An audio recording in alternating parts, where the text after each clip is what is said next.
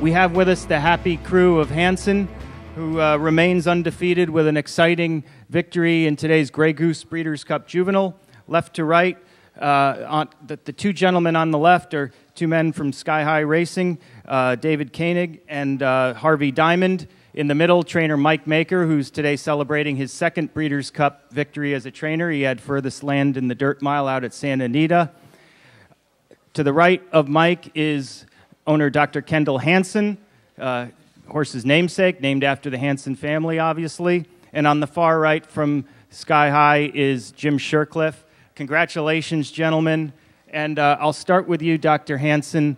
After the Kentucky Cup Juvenile win, your trainer was asked, now that you had won that race, if you were starting to think Breeders' Cup. And Mike responded that we were thinking Breeders' Cup before the horse had ever made a start. Can you tell us what it was back in those early days that made you all so confident? To tell you the truth, Mike didn't really tell me how good he was until about a month before the first race.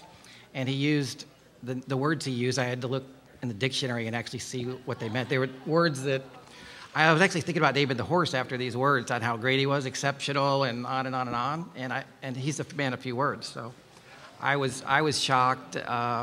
And then I find out that no horse has ever been in front of him in a workout, and that he's just been playing up till today.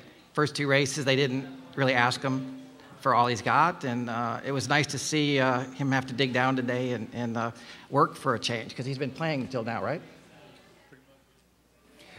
Yeah, I'd like to expand on what Dr. Hansen said right there, Mike. Those first two races, it was like Hansen was in one race and everybody else was in some other race, you know, trailing behind him. Today, not that situation whatsoever. He had horses a lot closer to him all the way around the track.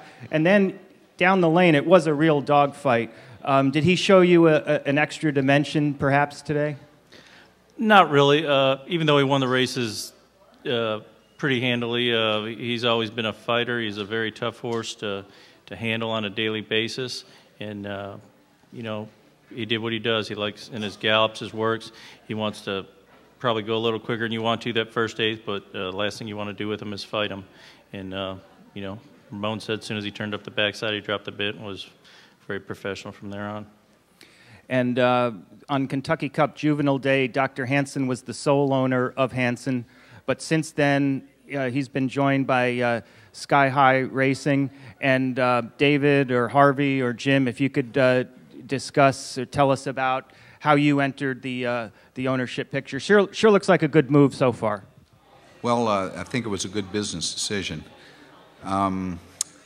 We had a really nice 2-year-old that we bought in May, and Mike worked him one day with Hansen, and Hansen just blew him away, beat him by about 15 lengths, and we thought we had a really nice 2-year-old, and I said, hey, I want to own that horse. So we were very fortunate. Kendall was receptive to our offer, and we feel very lucky to be sitting here today as part of this team. And Dr. Hansen, is it fair to say that after the Kentucky Cup Juvenile, you were on the receiving end of multiple requests to buy either into Hansen or all of Hansen? Yeah, maybe. I know Mike got maybe 10 calls. I got several calls as far away as Ireland.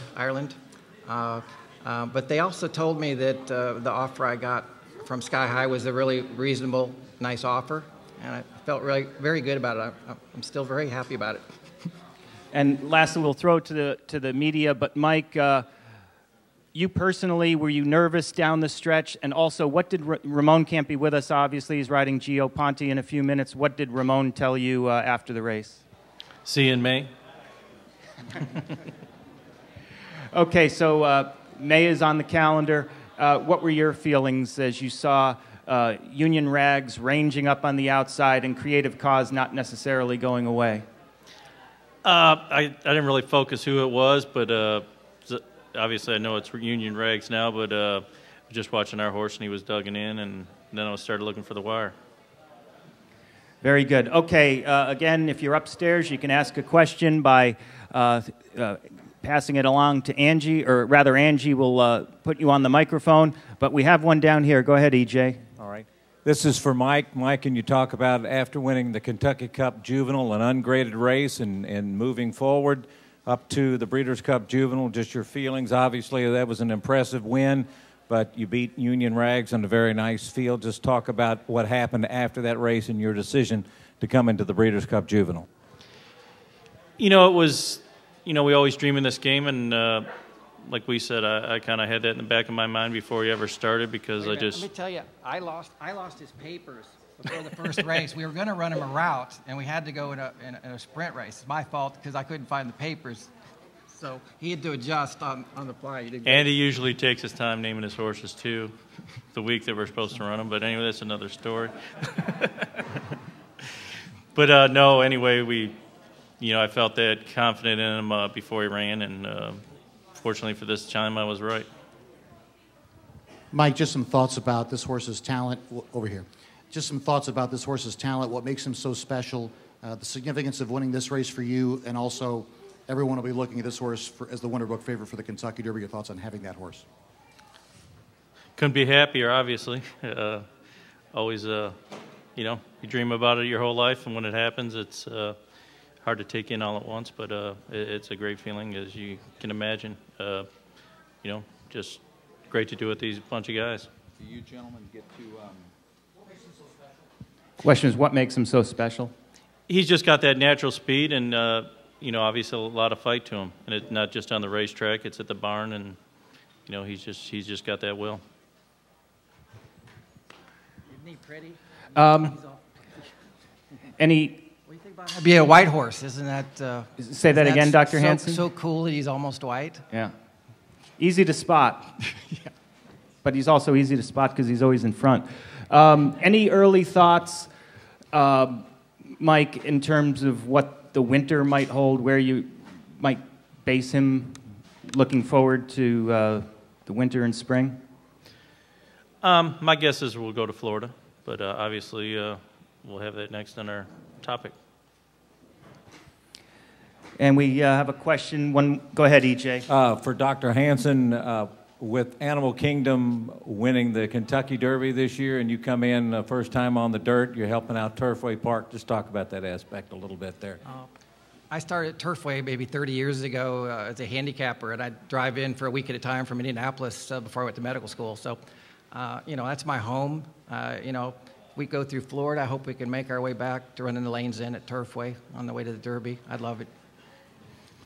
Yeah, I'd like to ask Dr. Hansen, you were referring to the horse's color, and as I'm looking at his saddle cloth in front of you, it says Grey Goose Hansen. Do you see any possible sponsorship tie-ins here? Well, I got to say, occasionally I get dragged out to the clubs in Cincinnati, and I mix a little Red Bull with the Grey Goose. Goes well. I'd also like to ask Mike, were you personally involved with any of Lucas's Triple Crown winners? Derby, Preakness or Belmont Yes, winners? charismatic. Yeah, I've worked him from 93 to 2003, so. Okay, and you trained this horse in Louisville during the summer. You're also stabled up in Saratoga, are you not? Yes. Yeah, why did you not bring him up to the spa? Well, he probably wasn't going to be ready to run, so we didn't see any need to bring him up there just to train. Okay, and have you trained any other tappets before? Yes, headache. Okay. Oh, okay. Which about time to go to the paddock. Right. Okay, question over here. Would you speak to Mike, the challenge of getting a horse ready for the Kentucky Derby? I know you just won and all of that, but you are 6 months out. How difficult it is to keep the blossom on the rose, so to speak, between now and then, and how you plan to go about doing it? Well, he has a high energy level, so I don't think it's going to be too difficult at all. Last couple of years, I've waited till the last minute, so it's nice to know that time's on our side this time.